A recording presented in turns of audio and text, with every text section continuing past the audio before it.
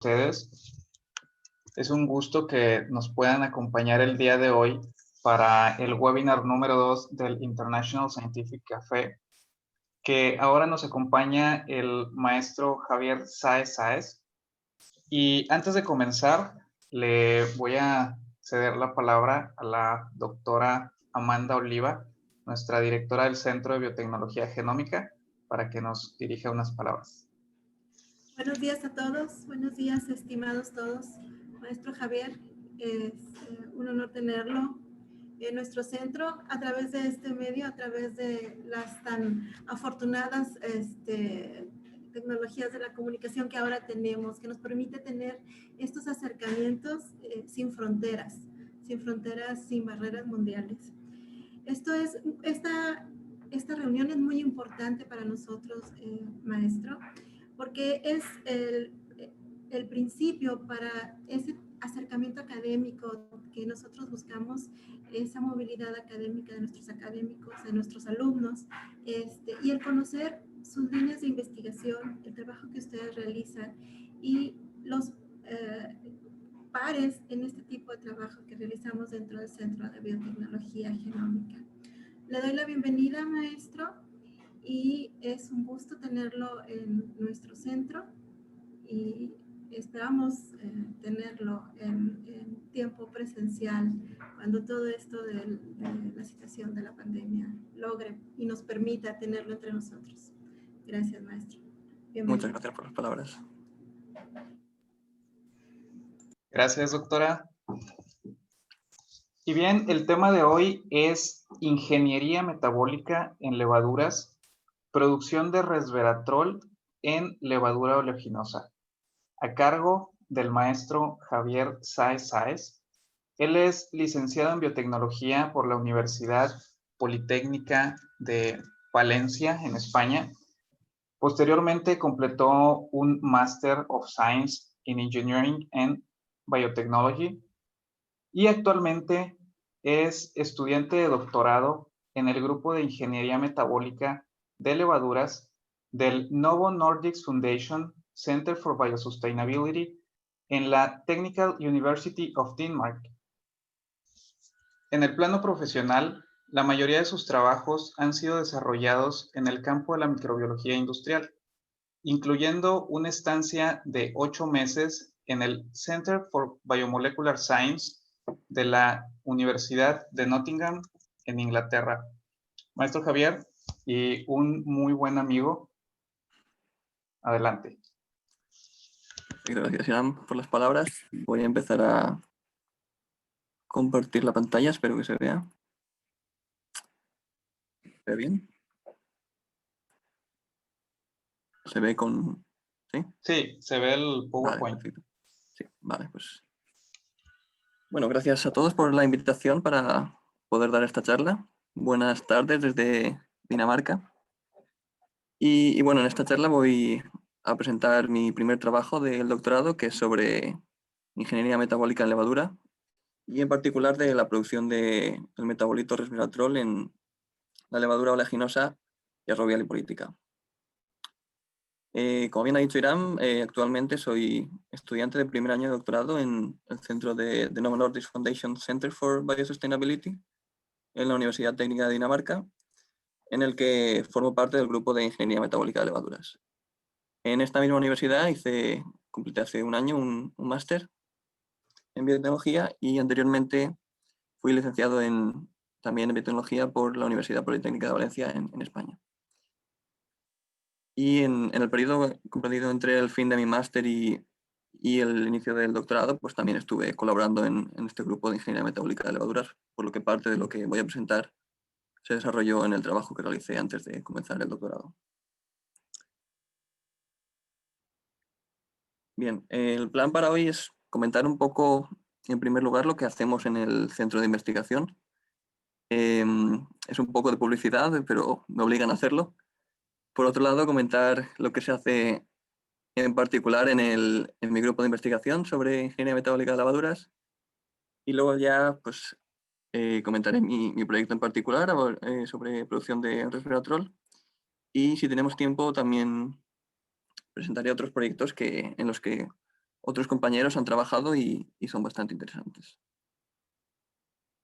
Como digo, pues estas primeras diapositivas son un poco publicidad, son las diapositivas corporativas del centro, pero bueno, es lo que me obligan a hacer. Pues básicamente en este centro, en Dinamarca, es un centro enmarcado en el campo de la biotecnología industrial, en concreto en el campo de la microbiología industrial, y participamos en el desarrollo de factorías celulares para la producción de compuestos de alto valor añadido.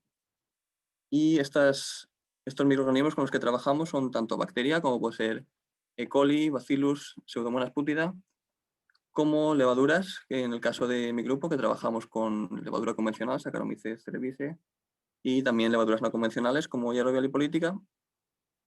Y también tenemos otro grupo que trabaja con células de mamífero y que se especializa sobre todo en la producción de proteínas.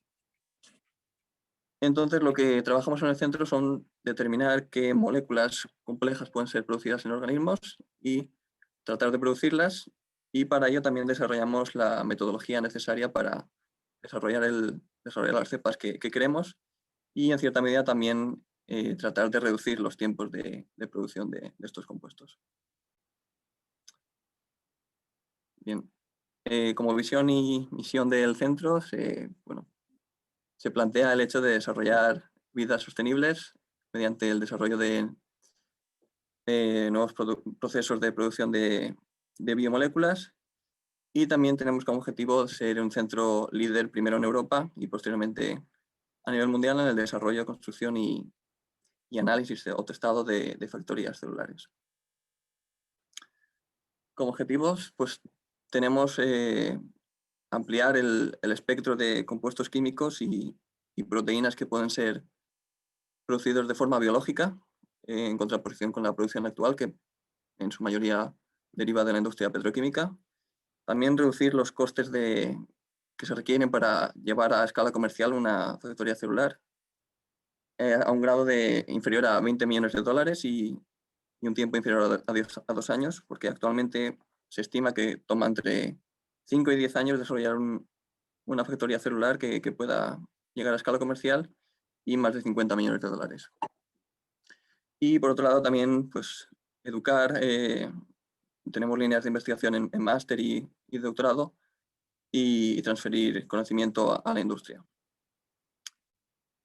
Bueno, el centro de investigación principal es este que veis aquí, está al norte de Copenhague, en Dinamarca, y también tenemos colaboradores en muchas universidades por todo el mundo, tanto aquí en Europa tenemos colaboraciones en 2 grupos en Suecia, también tenemos colaboraciones en el grupo de E. coli en Corea, en Australia, y también en Estados Unidos, en la Universidad de California, Berkeley, y la Universidad de California, San Diego. El centro de investigación tiene una historia de casi 10 años, empezó en el año 2011. En el año 2016, puesto que estaba incrementando mucho el tamaño de empleados, nos mudamos a este nuevo edificio, y actualmente hemos recibido financiación para continuar durante 5 años más, hasta el año 2025. Cada 5 años recibimos una evaluación del progreso que realizamos, y en base a eso se recibe más financiación. Bueno, y dicho esto, más o menos ya he introducido un poco el concepto de factorías celulares y producción de compuestos y de proteínas usando células, pero como voy a hablar un poco de ingeniería metabólica, pues estaría bien profundizar un poco en el tema. Así que básicamente la disciplina de la ingeniería metabólica tiene como objetivo optimizar el metabolismo o los procesos regulatorios de células, con el objetivo de incrementar la producción de un cierto metabolito, que bien puede ser un metabolito nativo o un metabolito que no lo produce de forma natural el organismo, pero mediante ingeniería genética pueden introducirse rutas metabólicas que lleguen a producir este compuesto. Y por supuesto son los que más interesan, porque en muchos casos no hay nada interesante o que tenga un alto valor añadido en los organismos más convencionales que usamos, y no se pueden comercializar. Y como digo, estos compuestos que interesa producirlos a una escala industrial son compuestos que tienen un alto valor en el mercado, como podrían ser compuestos farmacéuticos, ingredientes para añadir a la comida, precursores de plástico, cosméticos, nutraceuticals, no sé cómo traducirlo al castellano, y también pigmentos. Y todo el proceso de desarrollar una factoría celular, en el proceso de ingeniería metabólica, es un ciclo iterativo que consta de 4 fases. En la fase inicial, llamada diseño, pues se escoge cuál es el compuesto que se quiere producir y se diseñan las construcciones a nivel de DNA que van a ser introducidas en la célula, como pueden ser un plásmido, un cósmido o cualquier elemento que queramos introducir en la célula. Esta fase es totalmente in silico a nivel computacional, se diseña lo que queremos construir y luego ya pasamos al laboratorio en la fase de construcción en la que pues, introducimos el DNA o las modificaciones genéticas que queramos hacer en nuestros organismos y una vez las tenemos validadas, tenemos que testear si realmente funciona lo que hemos diseñado anteriormente. Así que en esta fase de testeo lo que se hace generalmente es cultivar nuestras factorías celulares y verificar cuál es la producción de los compuestos de interés. También hay, bueno, esto es lo que se hace habitualmente, también se pueden usar otras técnicas como podría ser transcriptómica, proteómica, metabolómica, pero de forma rutinaria no vamos por esos caminos tan caros y normalmente solamente evaluamos la producción de nuestro compuesto y quizás de algún intermediario en la ruta metabólica. Y una vez tenemos nuestros resultados, pues en base a lo que hemos obtenido, aprendemos y empezamos una nueva ronda en el ciclo, porque es al fin y al cabo un ciclo iterativo que nunca acaba hasta que no llegamos a la escala comercial. Y en concreto, pues yo trabajo en el grupo de ingeniería metabólica de levaduras. Y bueno, pensaréis, ¿por qué en concreto levadura? Bueno, pues levadura en particular pues presenta ciertas ventajas en comparación con otros organismos modelos, como puede ser, por ejemplo, que tolera bajos pHs y no es necesario, en el caso de producción de compuestos acídicos, neutralizarlo para llevar a cabo la purificación y a la vez hay un menor riesgo de contaminación por bacterias. En comparación con E. coli o con otras bacterias, levadura crece a 30 grados. Entonces las fermentaciones generalmente son más baratas de llevar a cabo y tampoco tenemos el problema de contaminación por fagos. Y por último, un punto bastante importante es que muchos de los compuestos que producimos son parte del metabolismo secundario de plantas. Entonces necesitamos expresar las enzimas involucradas en esas rutas metabólicas y puesto que levadura es un organismo eucariota, pues estas enzimas son bastante más fáciles de expresar en comparación con otras bacterias. Y bueno, en particular en nuestro grupo pues trabajamos como he dicho, en el desarrollo de factorías celulares para producción de compuestos de alto valor añadido y nos centramos en 2 organismos, levadura convencional, Saccharomyces cerevisiae, y levadura oleginosa, Yerrovia lipolítica, sobre la que más tarde elaboraré un poco más. Para llevar a cabo las modificaciones celulares que hay que hacer, pues hemos desarrollado herramientas genéticas que permiten realizar integraciones de genes en el genoma de una manera rápida, eficiente, estable y reproducible. Hemos desarrollado herramientas tanto para Saccharomyces como para Yerrovia y hay una sección del grupo que trabaja en ingeniería de transportadores para el transporte eficiente de los metabolitos que producimos desde el interior celular hasta el exterior celular. Hay que tener en cuenta que buena parte de los metabolitos que producimos no son nativos, son derivados de otro organismo. Entonces, hay un problema bastante común y es que buena parte de los metabolitos no son exportados fuera de la célula y es necesario identificar los transportadores que hay que expresar para que los compuestos puedan ser secretados, puesto que un compuesto que queda dentro de la célula implica que luego hay que romper la célula en el downstream processing y eso incrementa mucho los costos de un bioproceso. Y por poner unos ejemplos de algunos productos en los que hemos estado trabajando en levadura, en el caso de Saccharomyces tenemos sobre todo compuestos que derivan del metabolismo secundario de plantas, como pueden ser estilbenoides o flavonoides, que se usan como suplementos alimentarios. Uno de ellos es resveratrol, que ya se produjo en Saccharomyces y yo he estado trabajando en la producción en Yerrovia. Y también hemos estado trabajando en melatonina, que se usa como pastillas para conciliar el sueño. Y por otro lado, con la levadura oleaginosa, hemos estado trabajando sobre todo en compuestos que necesitan precursores que se usan también para la síntesis de ácidos grasos, como puede ser acetilcoenzima A. Y entonces buena parte de estos productos han sido feromonas de insectos que se usan como biopesticidas. También hemos estado trabajando en esta serie de compuestos que tienen una estructura similar a ácidos grasos, que son lactonas y que se usan para aromatizar diferentes productos alimentarios. Giberelinas, que son una hormona vegetal usada en agricultura. Y también astaxantina, que es un pigmento rojo que se usa en el campo de la alimentación para dar color a la yema de los huevos de gallinas y también para darle ese color rojo al salmón.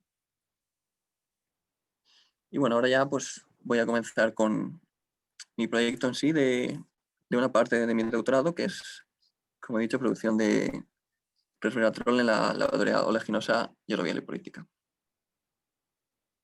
Bien, este proyecto forma parte de un proyecto europeo más grande, financiado por la Unión Europea, en el que colaboran tanto universidades, centros de investigación y empresas de diferentes países de Europa.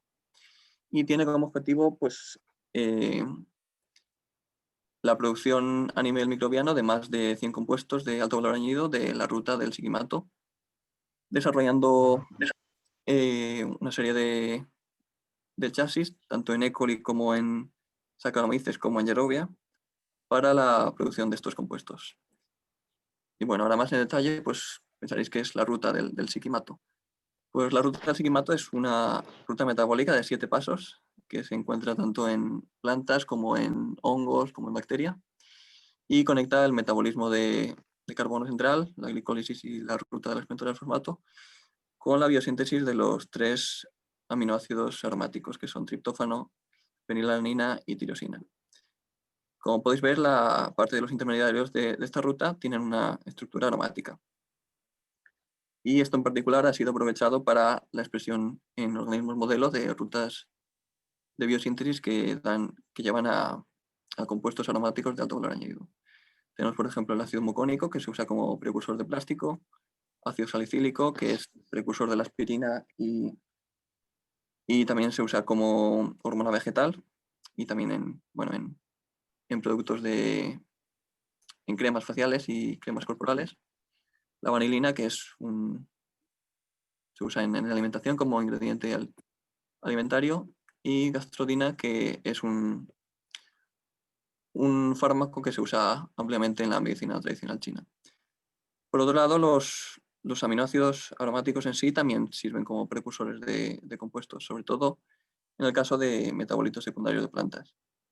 Y esta serie de compuestos pues, tienen aplicación especialmente en la industria farmacéutica y en el caso de los fenilpropanoides como suplementos alimentarios, en el caso de estilbenoides y flavonoides. El problema que tenemos es que para la producción de estos compuestos de forma heteróloga en organismos modelo, como puede ser E. coli o Saccharomyces, pues hay bastantes limitaciones. Así que, por ejemplo, en el caso de Saccharomyces, para iniciar la ruta al Sigimato necesitamos precursores de la glicólisis, que es el fosfonolpiruvato, y un precursor de la ruta de las pentosas fosfato, que es eritrosa 4-fosfato. Pues bien, este precursor se ha descrito que se produce en bajas cantidades en levadura. Se considera que es aproximadamente un orden de magnitud inferior a la producción de fosfonolpiruvato, lo cual implica que hay que hacer bastante ingeniería para redirigir el flujo metabólico hacia este precursor, pero claro, estás también alterando el metabolismo central del carbono, lo cual a veces no suele funcionar bastante bien.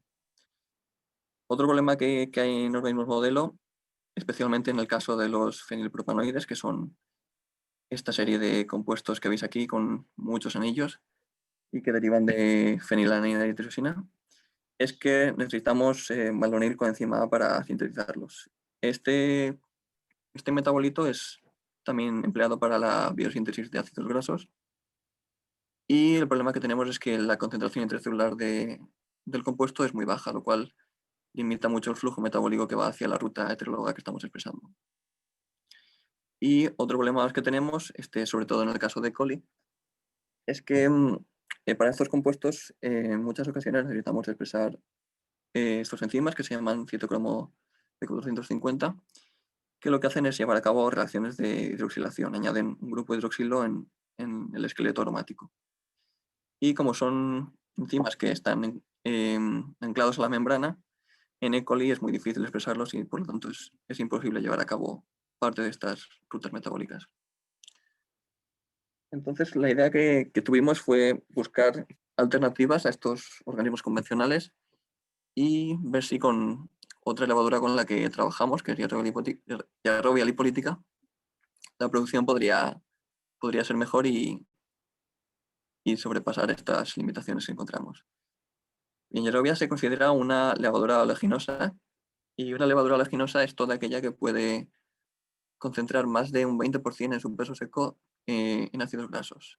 Yarrowia en particular, bajo ciertas condiciones, puede acumular hasta un 70% de lípidos y aparte presenta ciertas ventajas, como puede ser que puede crecer en muchas fuentes de carbono muy diversas, muchas de ellas muy baratas, y también puede crecer en condiciones de pH que van desde 2,5 hasta 7 y también con cierto grado de salinidad.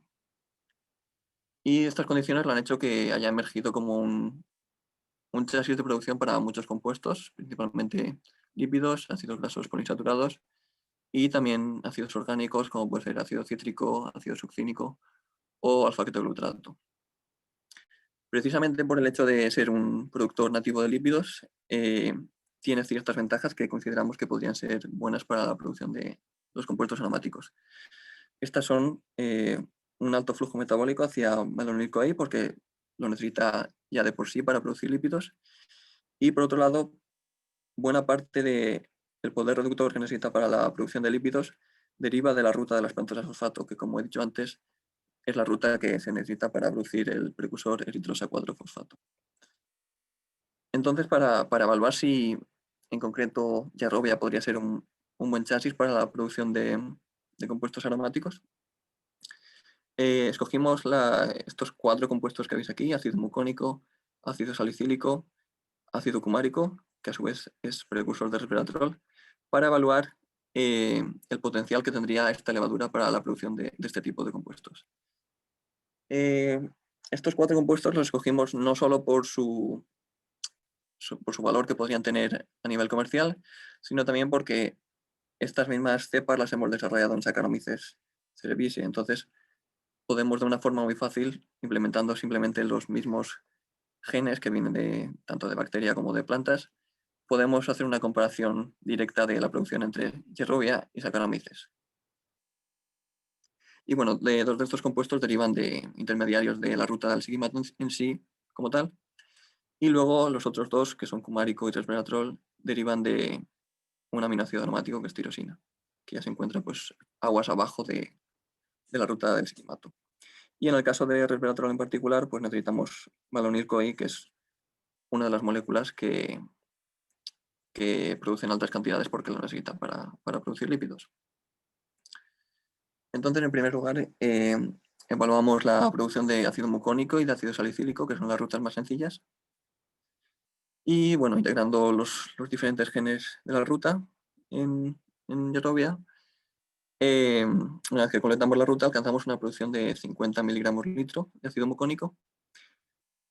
Y observamos este hecho que se ve aquí, que es que uno de los intermediarios de la ruta metabólica, que es ácido protocatecuico, se acumula. De hecho, hay más cantidad del intermediario que del producto final de la ruta. Pero bueno, esto no... Bueno, es un problema, evidentemente, pero es un problema que ya hemos observado en Saccharomyces. Aquí lo que interesaba era comparar niveles de producción entre este organismo y Saccharomyces, y la verdad que los niveles eran bastante similares, por lo cual indicaba que esta presunción de que eritrosa 4-fosfato, que es el precursor, podría ser superior en la levadura oleaginosa, pues realmente no funcionaba. Y en el caso de ácido salicílico, que simplemente necesitamos 2 genes en la ruta metabólica, la producción era pues algo más alta, pero también era bastante comparable a lo que obtuvimos en Saccharomyces. Y bueno, en base a estos resultados, pues probamos a ver si con los otros 2 compuestos restantes, pues habría algo más de suerte. En el caso de ácido cumárico, que sirve también como intermediario para resveratrol, solamente necesitamos expresar un gen de forma heteróloga y este gen lo probamos de 2 organismos distintos. En ambos casos observamos que la producción era muy baja, era incluso inferior a 1 miligramo litro, lo cual está por debajo de lo que cabría esperar. Y nos sorprendió bastante, la verdad. Y para valorar qué es lo que estaba pasando, pues decidimos ver si era posible que Yarrowia estuviese consumiendo el producto que estaba generando, ácido cumárico. Entonces, en una cepa wild type hicimos un cultivo en el que el medio lo suplementamos con 100 y con 10 miligramos litro de ácido cumárico y observamos que en los casos en los que la cepa era cultivada, después de 72 horas no había absolutamente nada en comparación con el control que era el medio sin inocular. Esto la verdad que nos dejó un poco chafados, por así decirlo, pero bueno, vamos a expresar los enzimas restantes que hay en la ruta hasta el resveratrol, a ver si estos enzimas heterólogos podrían competir con los enzimas que de alguna manera estarían consumiendo el ácido cumárico. En este caso decidimos expresar las 2 enzimas restantes utilizando diferentes combinaciones de promotores, que son Tefintron y GPD, que son 2 promotores constitutivos y fuertes que se expresan, bueno, son los mejores que se han descrito en Yarrowia.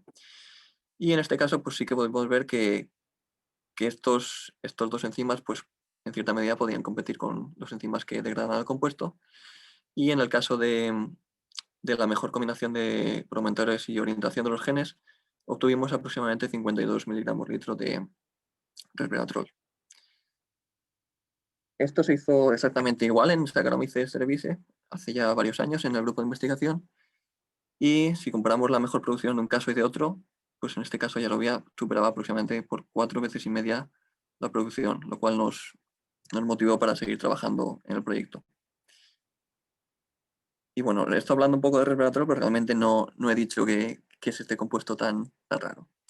Bueno, el resveratrol es un antioxidante natural que se produce en plantas como mecanismo de defensa frente a daño y infecciones microbianas. Se produce por una gran cantidad de plantas, como pueden ser las uvas, y tiene aplicaciones en el campo de la cosmética y también como ingrediente y suplemento alimentario. De hecho, ya hay varias compañías que están trabajando en la producción de este compuesto, como puede ser DSM, que es una empresa holandesa que trabaja en el campo de la alimentación y lo sintetiza de forma química. Evolva, que es una compañía suiza que también trabaja en fermentación, lo produce con Saccharomyces cerevisiae, lo cual demuestra que tiene un mercado bastante importante. Y también se produce, sobre todo en el mercado asiático, mediante la extracción de los productores nativos en plantas, como puede ser esta planta, Japanese knotweed, no sé cómo se llama en castellano, que se produce en grandes cantidades, pero requiere pues eso, realizar grandes plantaciones de esta planta y luego realizar una extracción del metabolito secundario que se concentra en muy bajas cantidades y aparte hay un problema añadido y es que junto con este compuesto normalmente se purifica otro compuesto que tiene propiedades laxantes, lo cual no es una cualidad que desearías tener en tu producto final. Y bueno, las propiedades que se le atribuyen a este compuesto en particular se cree que puede mejorar los biomarcadores de algunas enfermedades, como pueden ser la diabetes, enfermedades cardiovasculares o algunas enfermedades neurológicas, como podría ser Alzheimer o enfermedad de Parkinson. Si bien es cierto que hace 10 años pues, se le atribuyeron muchas de estas propiedades, ahora hay varios estudios que muestran que realmente algunas de estas propiedades tan positivas pues realmente no eran así, solamente algunas de ellas. Y bueno, otro dato interesante, ahora que hay muchos estudios de coronavirus, algunos no tan fiables, también se ha demostrado que el compuesto puede inhibir la infección in vitro de coronavirus. No sé hasta qué punto será verdad o no.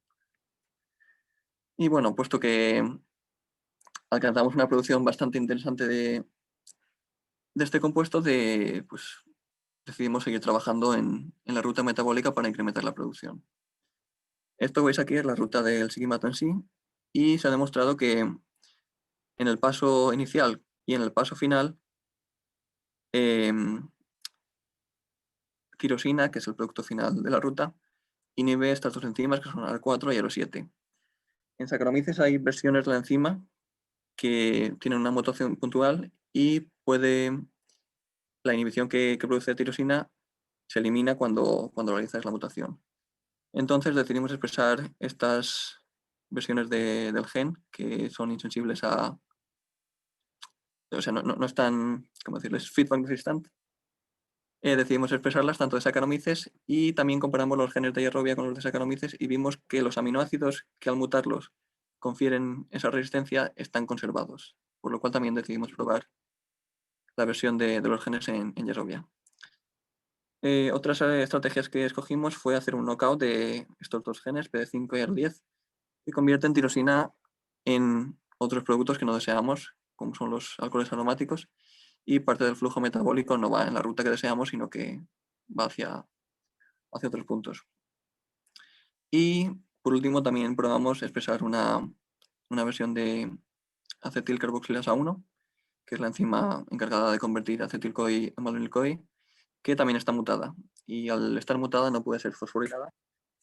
Y cuando está fosforilada se marca para ser degradada. Por lo tanto, con estas mutaciones, en principio, intentaríamos que no fuese llevada para la degradación y por lo tanto podríamos incrementar la producción de resveratrol.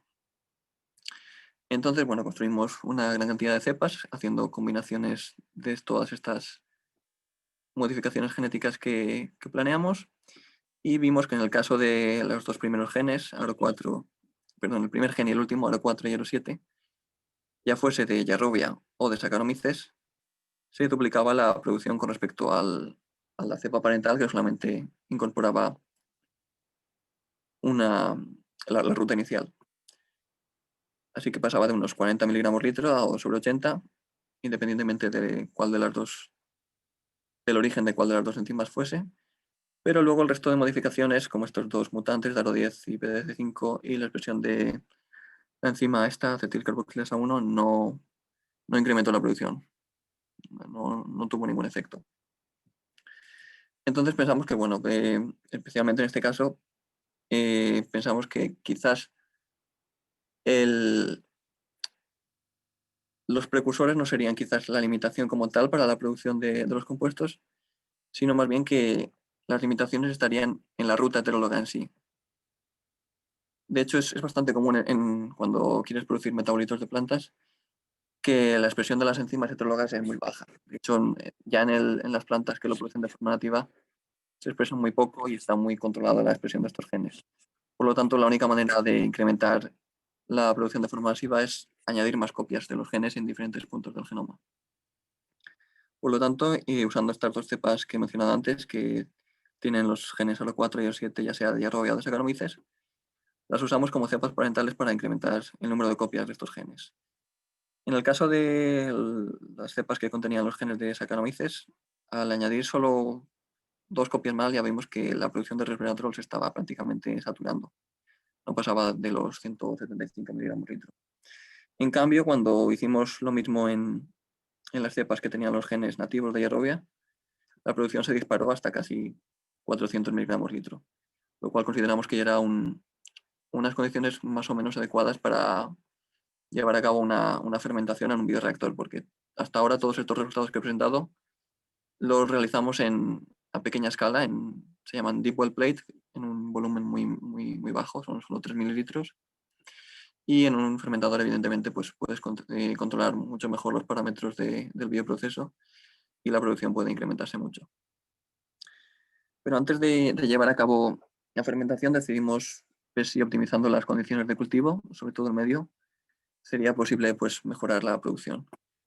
Hasta ahora, todo lo que he presentado lo llevamos a cabo en medio mínimo, pero también quisimos probar otro medio definido que se llama Yeast Nitrogen Base Without Amino Acids, el cual es bastante similar en composición a Mineral Medium, pero es un poco peor en cuanto a la capacidad tampón, en cuanto al buffer que lleva.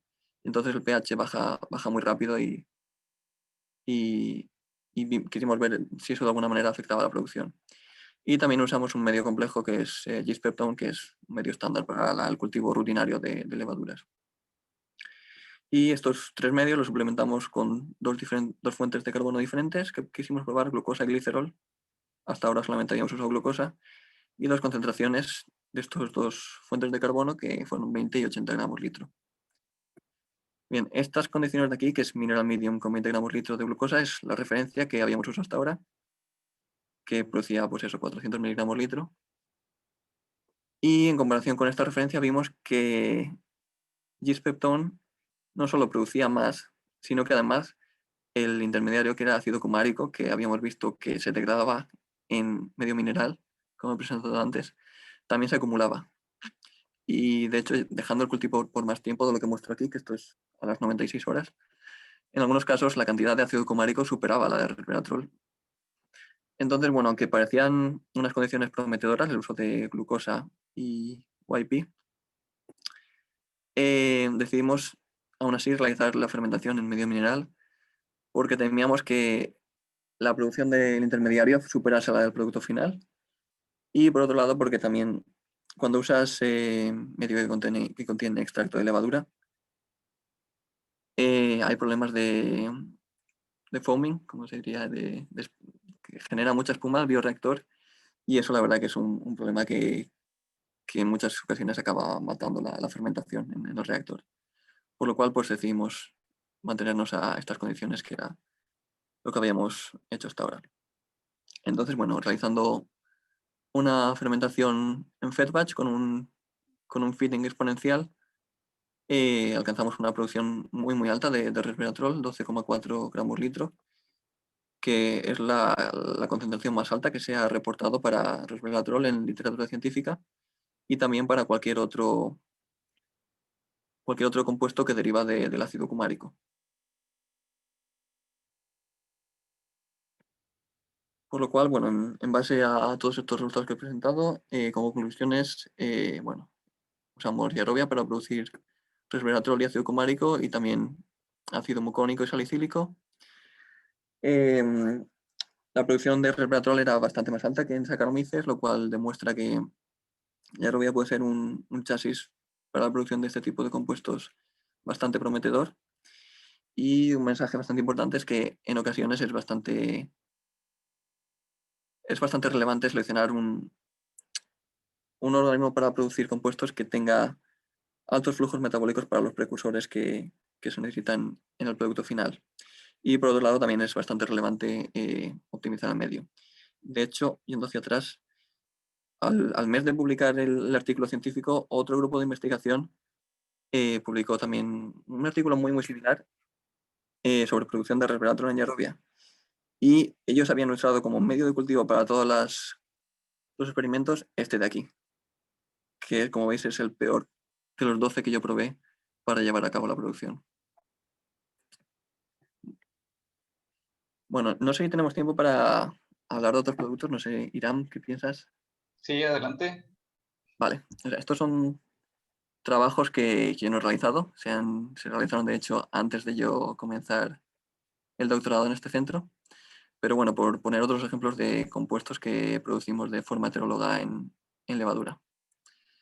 Este creo que lo he mencionado antes, al principio de esta presentación, que es astaxantina, y es un pigmento de color rojo que deriva de la familia de los carotenos. Y se usa para alimentar a salmones en piscifactorías para mejorar el aspecto del color de la carne, porque, bueno, como consumidor supongo que todo el mundo quiere un salmón que tenga un buen color. Y también se usa para alimentar gallinas porque incrementa o mejora el color de la yema del huevo. Y por otro lado también tiene una actividad bastante potente como antioxidante y se usa en productos de cosmética. Y este compuesto, para producirlo, pues los métodos convencionales implican la producción en algas, lo cual pues involucra usar estas extensiones enormes de terreno para realizar cultivaciones de algas en este tipo de reactores. y lo cual pues, puede ser complicado, sobre todo porque es necesario buscar una zona geográfica donde las condiciones meteorológicas permitan el cultivo durante todo el año.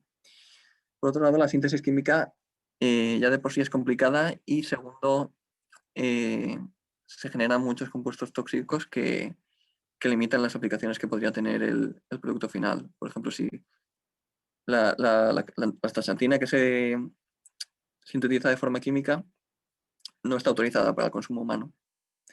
Y por otro lado, pues está la alternativa en la que trabajamos nosotros, que es expresión heteróloga de los genes biosintéticos en levadura y la producción por fermentación. Aquí, por ejemplo, tenemos diferentes cepas expresando diferentes genes de la ruta metabólica. Esta, por ejemplo, presentaría, bueno, creo que no se ve mi puntero láser ahora.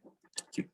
Esta, por ejemplo, produciría betacaroteno, que tiene un color naranja, y luego las cepas que ya incorporan a la ruta final pues tienen este color rojizo que tiene la astaxantina.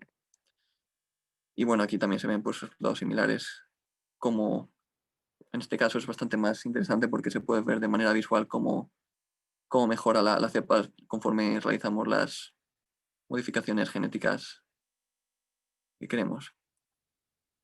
Y otro caso en el que se trabajó cuando el grupo comenzó fue en este compuesto, que es ácido 3-hidroxipropiónico, que se considera como lo que se llama en inglés un platform chemical, lo cual implica que es un compuesto que con una serie de modificaciones químicas muy sencillas se puede convertir en precursores que tienen una importancia muy grande en la industria del plástico. Este, por ejemplo, el ácido 3-hidroxipropiónico se usa para polímeros superabsorbentes que forman parte de pañales, en pinturas, en lentes de contacto y en otra serie de plásticos. Y en este caso, como es un producto que deriva del metabolismo bar central, no es un compuesto aromático que requiera muchos pasos y esté altamente regulado, pues se alcanzan producciones que son ya bastante significativas y que pueden estar cerca de niveles comerciales, que es lo que interesa al fin y al cabo. Y bueno, ya por último, pues para acabar, pues estos son parte de los miembros del grupo con el que trabajo aquí en Dinamarca. Y me gustaría agradecer pues, a mi supervisora, Irina Borodina y Wokung Wang, que fueron los que me ayudaron en el proyecto de producción de resveratrol, y también Sures y Mar, que colaboraron conmigo en la fermentación en bioreactors en Yarovia. Y bueno, eso creo que es todo. Si tenéis preguntas. Creo que había alguna en Gracias, chat. maestro Javier. Pues la verdad que toda una experiencia, ¿no? Poder escucharte sobre todo lo que conlleva llevar este tipo de proyectos desde la parte del planteamiento, porque por ahí nos mostraste sobre el convenio, todas las instituciones que participan de diferentes países, del sector productivo, universidades, hasta llegar a este punto para el obtener estos desarrollos tecnológicos que están directamente ligados, ¿no?, a la industria. Muchísimas gracias, maestro Javier. Nada, un placer. Y voy a ceder la palabra a los asistentes para ver si hay alguien que tenga por ahí una duda. Vi que levantaron la mano hace un momento.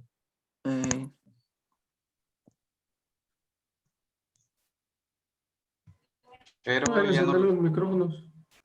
sí, ya no veo por aquí en el chat quién fue quien levantó la mano. O bien, alguien que le gustaría o tenga alguna duda, adelante.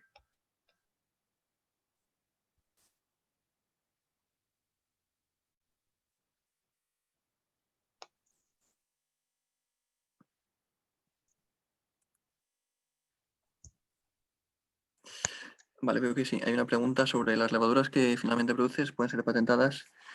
Sí, pueden ser patentadas. En el caso del resveratrol, pues no se puede patentar porque, como he dicho antes, ya hay una empresa que... Creo que no estoy compartiendo la pantalla, no se ve, sí. A ver. ¿Dónde está? Está en caso de resveratrol y hay una empresa que trabaja en la producción de resveratrol con fermentación. Y la patente no cubre no únicamente Saccharomyces, que es la especie que ellas usan para la producción, sino que también cubre pues, muchas otras levaduras entre las cuales se incluye Yarrowia, por lo cual en este caso no pudimos patentar, pero sí que hemos trabajado en el caso de otros compuestos sí que hemos patentado las cepas productoras y en algunos casos estas cepas productoras han sido licenciadas a otras empresas o de hecho en algunos casos hay alguna startup que ha salido a partir de la producción de ciertos compuestos en los que hemos trabajado. Maestro, yo me voy a aventurar ahí a complementar esa respuesta. En cuanto al tema de propiedad intelectual sobre la patente de la levadura, recordemos que para que se aplique a este tipo de protección en patente, estamos hablando de que sea un método o un producto. En el caso de los organismos biológicos, tal cual como se encuentran en la naturaleza, no se puede patentar. Sin embargo, en este caso, si nos fijamos, se hizo una construcción genética, que es una modificación que no está tal cual en la naturaleza. Esa construcción genética es lo que deriva de la actividad inventiva, por lo cual eso es el material o la unidad de invención que bien podría entrar como patente. Otra también podría ser la metodología o el proceso, el método por el cual se obtiene dicho producto utilizando este microorganismo y esa construcción genética, que ya involucraría diferentes partes. Esto es lo que podría también aplicar como una patente. Entonces, se tienen ahí diferentes enfoques de lo que sería la unidad de invención, de lo que realmente se quiere proteger.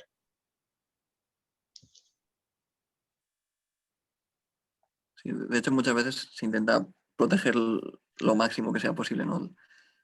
Patentas tu cepa y también pues lo mismo que tú has hecho pero en otros organismos, los genes que has usado expresados no solo en levadura, quizás también en otros organismos. Y bueno, y luego ya está lo que te permita, ¿no? No sé hasta qué punto, supongo que también depende del país, no sé si la legislación es igual en Europa o en México o en Estados Unidos. Y esas hay más restricciones. No sé cómo va exactamente, nunca no he tenido el gusto de trabajar en eso. Una pregunta. ¿Y cuáles fueron las fuentes de aislamiento de los microorganismos con los que está usted trabajando, maestro? Yarrowia lipolítica, bueno, hay muchas cepas en concreto de Yarrowia. Nosotros trabajamos con una que se llama W29, que pedimos de la colección americana de cultivos tipo. Y este en concreto creo que fue aislado de aguas residuales en París. Pero bueno, hay muchas cepas de Yarrowia, muchas se han aislado de residuos de empresas de productos lácteos, sobre todo de queso, porque de hecho Yarrowia forma parte de algunos quesos. Y creo que también hay cepas que se han aislado de derivados de productos cárnicos. Bueno, gracias. Nada. Sí, si me permite, yo tengo una pregunta para el maestro Javier. Sí, adelante. Bueno, pues muchas gracias, Javier, por tu presentación, muy interesante. Aquí se ve claramente toda la biotecnología aplicada, ¿no? Desde cómo manipular un organismo y producir un compuesto que, bueno, al fin de cuentas, tiene un impacto en alguna necesidad, ¿no? La pregunta es, ¿lograron comparar los grados de purificación con la levadura con la que tú estás trabajando comparada con Saccharomyces? Es decir, el grado de purificación del compuesto al momento ya de estarlo produciendo. O sea, ¿qué tan limpio venía el compuesto? Eso es la verdad que es algo en lo que no hemos trabajado. Nosotros solamente hemos llegado a realizar la fermentación final en un bioreactor, pero luego nunca nos hemos centrado en la parte de que sería downstream processing, eliminar todos los metabolitos que habrá millones que genera la célula que no deseamos y quedarnos con el compuesto final. En ese sentido no sabemos si Yarrowia es mejor o peor que Saccharomyces. Ok, muchas gracias. Digo, la pregunta iba enfocada para la parte de ya comercialización, ¿no? Ver qué tan Sí, eso también es costo-beneficio un punto. a tener en cuenta. Al fin y al cabo, si consigues producirlo en gran escala, pero luego tienes limitaciones en cuanto a la purificación, pues de nada sirve todo lo que has desarrollado antes si no tienes un buen método que te permita, sobre todo en estos casos, ¿no? Que tienen una aplicación para alimentación humana o similar, si no tienes un producto que pase toda la legislación o regulaciones que es necesario pasar, pues ahí hay un Muchas problema. gracias. Muchas gracias. Nada. Veo Así que también es. hay preguntas en el En el, chat. así es, mira, en el chat dice Alejandro Sánchez, ¿cuáles son las pruebas o ensayos que se realizan para que sean al final productos considerados seguros para el consumo humano? Pues honestamente no lo desconozco cuáles son las pruebas que se llevan a cabo para... Bueno, supongo que también depende de la aplicación que va a tener. Si es, bueno, en el caso de consumo humano, evidentemente serán mucho más estrictas, pero sé que en el caso de aquellos compuestos que se usan para alimentación animal, la legislación es bastante más permisiva. De hecho, por ejemplo, en el caso que he comentado de astaxantina, la síntesis química permite usar, bueno, el producto final permite ser usado para consumo animal, pero no para consumo humano. Luego tenemos preguntas sobre si los rendimientos del producto final son comparables respecto a los métodos químicos, hablando desde el punto de vista monetario. Pues esto depende mucho del compuesto y de hecho por eso en nuestro grupo tratamos de centrarnos en la producción de compuestos que son sobre todo metabolitos secundarios de plantas, que tienen una estructura bastante compleja, porque ahí, según, por ejemplo, compuestos así que tienen esta estructura pues, aromática con muchos anillos, según avanzas en la complejidad del compuesto, más difícil es llevar a cabo una síntesis química. Y es en esos casos donde el precio final del producto es bastante más caro y es más fácil competir con la industria petroquímica. Tenemos otras preguntas de Eric. Mi pregunta es, ¿cuáles son las principales limitaciones con las que se han encontrado en el camino? Recursos financieros, recursos humanos, cuestiones regulatorias, y si las bases son suficientes para la generación de una empresa de base biotecnológica. Limitaciones, yo diría que recursos financieros, por suerte aquí en Dinamarca no hay problemas para investigación de este tipo de financiación. El proyecto europeo, por ejemplo, en el que colaboro, que es Sigifactory 100, tiene una financiación de, bueno, es para todos los colaboradores, claro, pero es de 8 millones de euros, por lo cual yo no he notado ningún tipo de limitación en cuanto a compra de reactivos o de equipamiento o cualquier cosa, no he tenido ningún problema ahí. Quizás el mayor problema haya sido recursos humanos, pues, en este tipo de proyectos donde hay tantos colaboradores y cada uno hace una cosa y puede ser un poco distinta, pues a veces la colaboración entre miembros puede llegar a complicarse un poco y bueno, depende también de resultados de otros miembros del consorcio y quizás ahí es donde ya he encontrado la mayor limitación. Y luego, si las bases son suficientes para la generación de una empresa biotecnológica, yo creo que sí. Por ejemplo, un caso muy cercano que hemos tenido, bueno, dos casos cercanos. La líder del grupo de investigación es Irina Borodina. Tiene una empresa que se llama Biofero, que trabaja en la producción de pesticidas biológicos. Que esta clase de pesticidas pues, son insectas de feromonas de insecto que si lo miras tienen una estructura muy similar a la de un ácido graso, simplemente con insaturaciones en algunos puntos de la cadena. Y esta empresa pues está trabajando en eso, en comercialización de biopesticidas basados en feromonas de insecto y ya está casi alcanzando una escala comercial. Y otro caso con el que hemos tratado en el grupo, recientemente publicamos un artículo sobre producción de psilocibina en levadura, que es un compuesto psicodélico, pero que se está viendo que tiene unos resultados bastante prometedores para el tratamiento de algunos trastornos psicológicos y psiquiátricos. Y esta es una empresa que comenzó el año pasado y trabaja en eso, en producción de psilocibina con fermentación en levadura. En cuanto a posibilidad de que estos microorganismos lleguen al medio ambiente, una pregunta de Verónica. Posibilidad de que lleguen al medio ambiente. Bueno, pues intentamos que eso nunca ocurra, ¿no?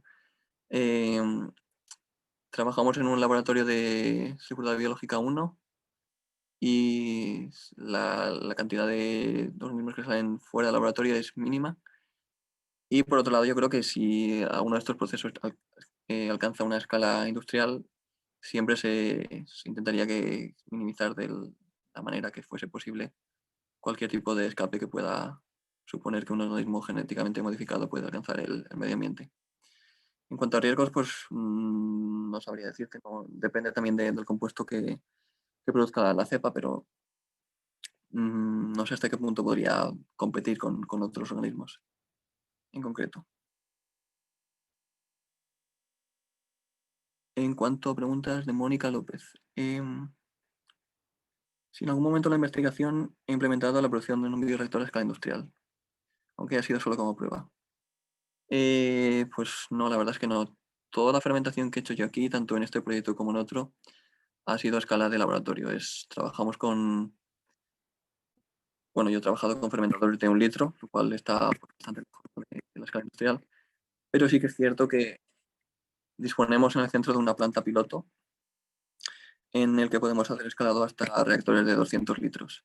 Y los proyectos que son elegidos como que tienen potencial para alcanzar una escala comercial, pues sí que son escalados hasta ese nivel de 200 litros. Pero yo, como digo, 1 litro y con ayuda. No trabajo sobre todo en fermentación, yo trabajo en la parte de desarrollar las cepas.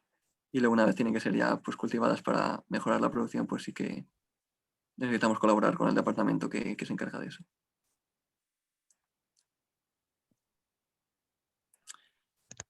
Bien. Muy bien, muchas gracias. ¿Alguien más que le gustaría tomar la palabra para expresar alguna duda?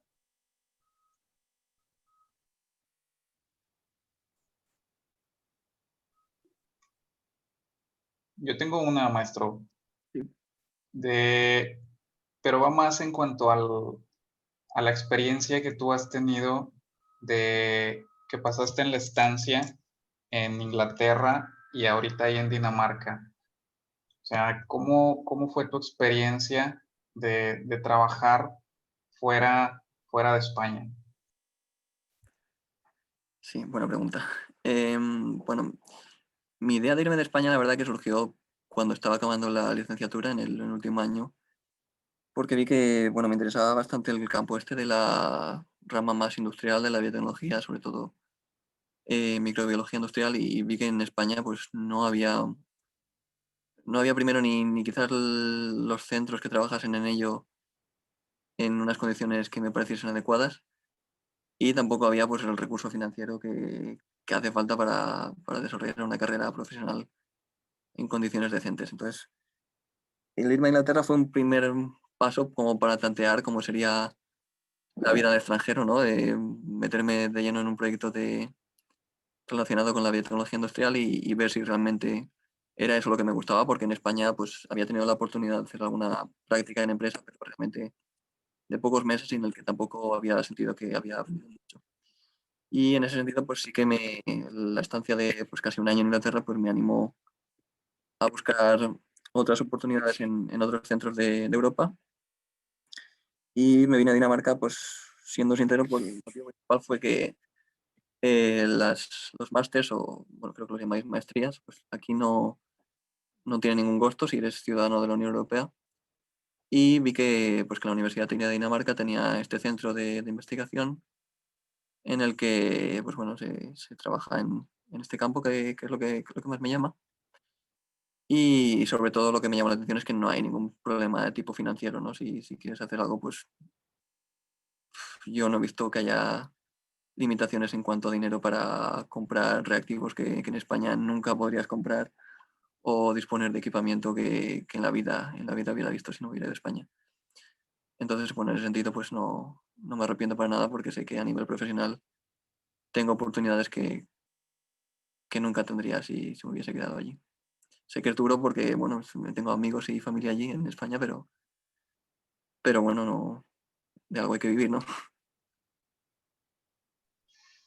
Sí, así es. De hecho, mi pregunta iba enfocada hacia ese punto, ¿no? ¿Cómo fue que el haberte ido a Inglaterra, el haber ido a Dinamarca, ¿cómo amplió ese panorama profesional que tú tienes? Pues sobre todo me permitió especializarme en el campo de la biotecnología microbiana. El máster que hice tiene diferentes, ¿cómo así decirlo?, especializaciones, y yo escogí una que era sobre, se llama Cell Factory Engineering, que cubre pues prácticamente todo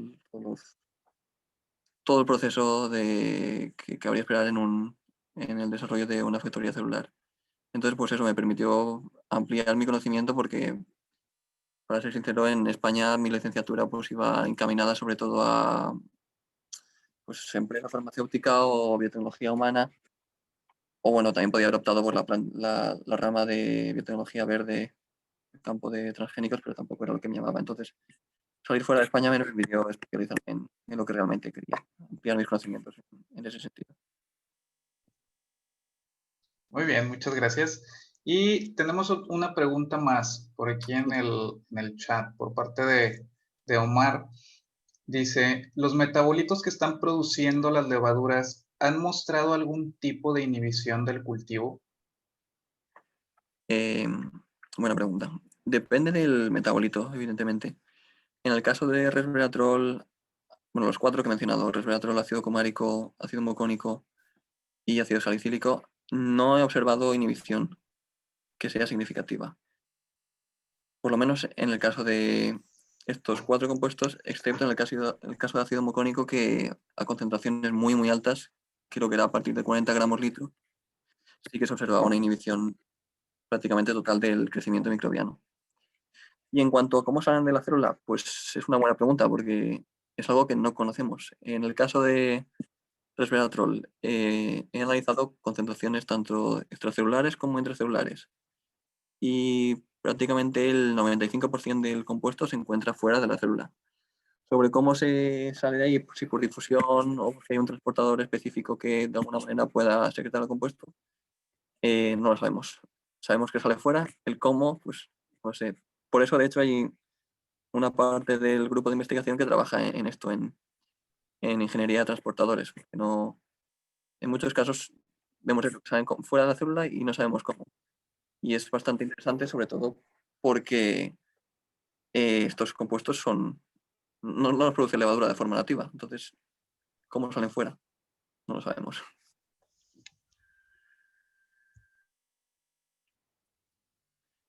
Por escalamiento, sí, sí. Eso, de hecho, es muy importante que el compuesto idealmente esté fuera de la célula, porque si queda dentro, pues necesitas añadir un paso más en el proceso de purificación, que hay que romper las células, y eso pues incrementa mucho, mucho los costos.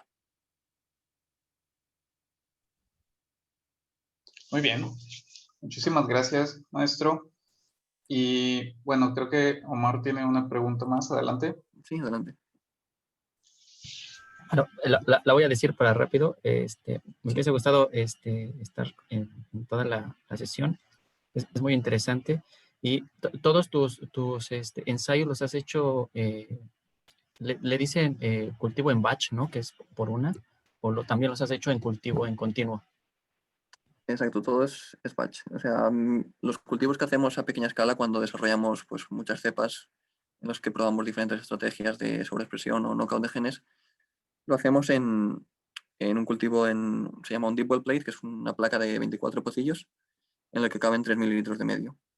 Y ahí se cultivan por 72 horas y se mira la producción. Es un batch, o sea, no alimentas el cultivo con glucosa o cualquier otra fuente de carbono. El medio que hay al final se consume y ves lo que se produce.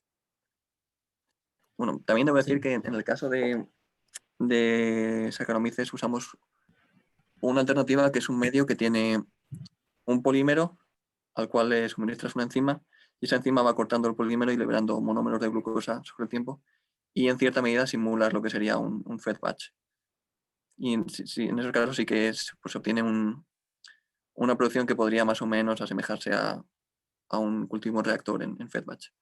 Pero bueno, respondiendo de forma general, usamos sí, batch. Sí, es que fíjate, eso, en algún momento yo estuve en la industria y se intentaba producir un ácido orgánico. Entonces, en un inicio se trabajaba con cultivos en batch y después ya se hizo la alimentación continua, porque el problema siempre fue el hecho de que ese ácido orgánico generaba una inhibición del cultivo, todo era en bacterias, y después lo que se quería era tener un cultivo en continuo para que siempre estuvieses purificando el ácido orgánico. Entonces, toda esa parte de verdad requiere mucha ingeniería. Yo me acuerdo que estuvimos ahí muchísimo tiempo utilizando resinas.